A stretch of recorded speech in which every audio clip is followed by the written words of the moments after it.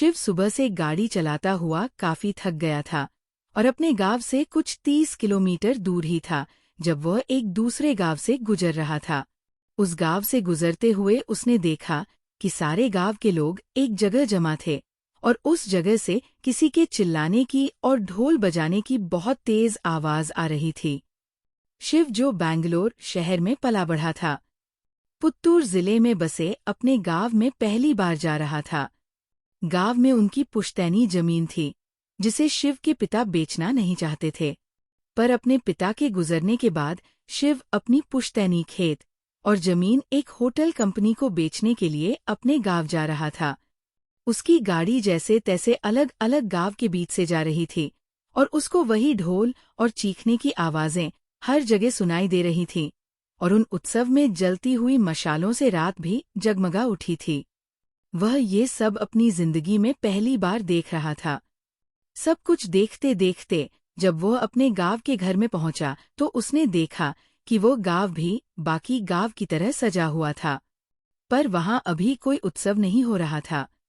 जब उसने अपने घर का ध्यान रखने वाले काका से पूछा कि ये सजावट किस लिए है, तो उन्होंने उसे बताया कि गांव में अगले दिन भूत कोला होने वाला है। शिव के काका उसे भूत कोला के बारे में बताने लगे, लेकिन क्योंकि रात बहुत हो गई थी और शिव बहुत थका हुआ भी था, वह अपने काका की बात सुनने से पहले ही सो गया। अगले दिन होटल वाले उसके घर आए।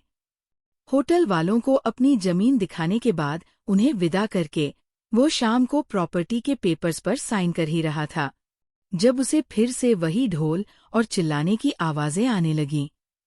शिव ने जब अपने कमरे की खिड़की से बाहर देखा तो उसे कुछ अजब सा ही माहौल दिखा। शिव गांव के उस उत्सव को देखने के लिए पेपर्स को वही घर में छोड़कर बाहर चला गया। उत्सव की जगह पर उसे ढेर सारे लोग एक ही जगह पर जमा हुए दिखे और वही ढोल की आवाज उसे और जोरों शोरों से सुनाई दी। शिव वहां जाकर चुपचाप भीड़ में पीछे खड़ा सब देख रहा था।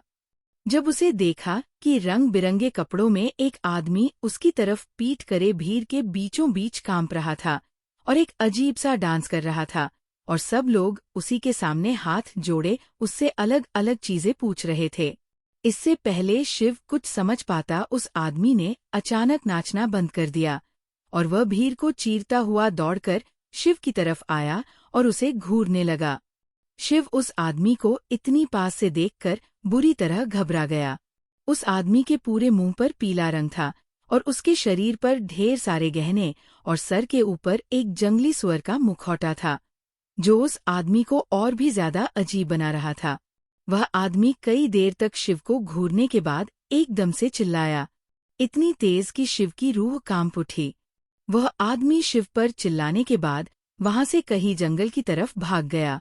ये देखकर सब गांव वाले शिव की तरफ मुड़े और सबके चेहरे पर उसे एक अजीब सा डर दिखाई देने लगा था।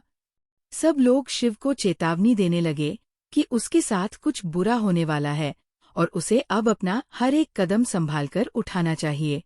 शिव इस सबको गांव वालों की बकवास और अंधविश्वास समझकर हंसने लगा और वापस अपने घर चला गया। शिव अपने घर पहुंचा ही था कि उसके काका उसके पीछे भागते हुए घर आकर घबराए हुए उसे सब समझाने लगे। उन्होंने उससे कहा कि जो उस पर आकर चिल्लाए थे वह दरअसल पंचोली देव थे, जो गांव वालों और गांव वालों की जमीन की सुरक्षा करते हैं और गांव वालों को सभी दिक्कतों से बचाते हैं। वह हर साल भूत कोला के समय आते हैं और लोगों की सारी समस्याओं को हल करते हैं और उन्हीं के आने की खुशी में हर साल ये उत्सव मनाया जाता है। शिव के काका ने उसे बताया कि पंचोली देव का शिव पर ऐसे चिल्लाने का मतलब यही था कि जो जमीन शिव बेच रहा था, पंचोली देव उसको बेचने के खिलाफ था। शिव ही इन सबको सुनकर और जोर से हंसने लगा। उसके काका उसे समझाने लगे कि अगर उसने पंचोली देव की बात नहीं मानी तो उसकी जान को खतरा भी हो सकता है। इस पर शिव अपने कमरे में पड़े हुए प्रॉपर्टी के पेपर्स लेकर उन पर साइन कर हंसता हुआ सोने चला गया। उस रात शिव आराम की नींद सो रहा था जब देर रात को उसकी नींद एक आवाज से खुली।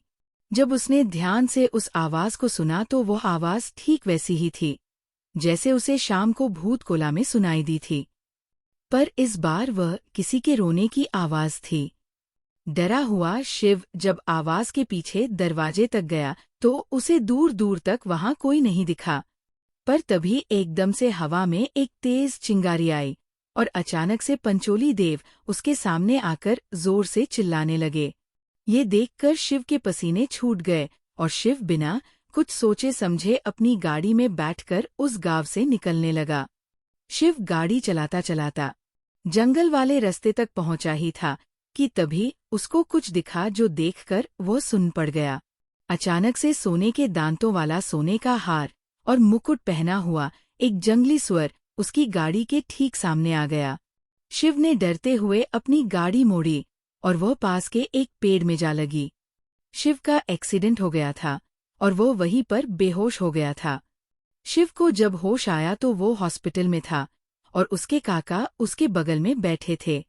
उन्हें देखते ही शिव जोर से रोने लगा। फिर उसने अपने काका से उसी वक्त जाकर प्रॉपर्टी के पेपर्स को लाने को कहा। उसके काका जैसे ही वो पेपर्स लाए, शिव ने उन्हें वहीं पर फाड़ दिया। हॉस्पिटल से डिस्चार्ज होकर शिव ने पंचोली देव से क्षमा मांगी और वापस अपने घर बैंगलोर यह कसम खाकर चला गया कि वह अपनी जमीन कभी किसी को नहीं बेचेगा। पता नहीं कि शिव के साथ जो घटा वह सब किसी देव की माया थी या कोई इत्तेफाक। पर जो भी था, अपने इस भयानक एक्सपीरियंस को कभी नहीं भूल पाएगा।